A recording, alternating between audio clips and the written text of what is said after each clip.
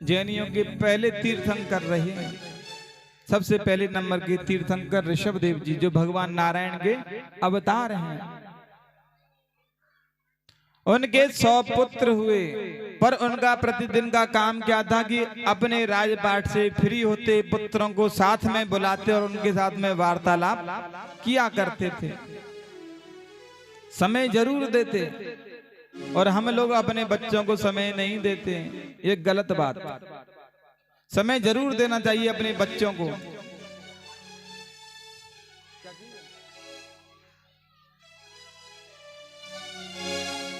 और ऐसा ही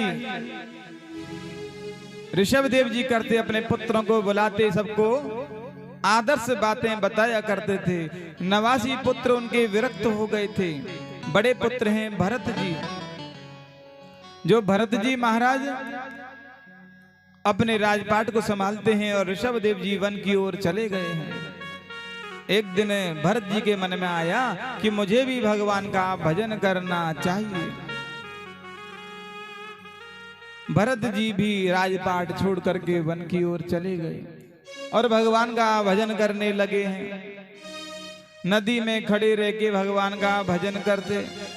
एक दिन संयोगवश क्या होता है, एक हिरणी आई है गर्भवती, वह जलपान कर रही थी, तभी शेर की आवाज आई और हिरणी ने जान बचाने के लिए नदी को पार करने के लिए जैसे ही छलांग लगाई है, बीच में ही गर्भ हो गया और दूसरी ओर जाके हिरणी गिरी और गिरते ही प्राणांत हो गया।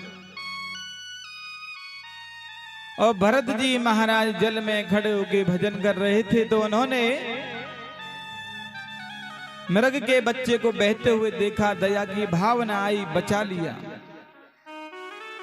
अपनी कुटिया में लाए हैं, अग्नि जलाई, उसका तपन किया। धीरे धीरे भक्ति थोड़ी कम होने लगी और मन मृग में फंसता हुआ चला गया। अब जैसे जैसे मृग बड़ा हो, आसक्ति बढ़ती जाए और भगवान का भजन दूर होते हुए चला गया। भजन करने जाते तो सोचते कहीं कोई मृग ना आ जाए और मेरे मृग को भी साथ में ले जाए।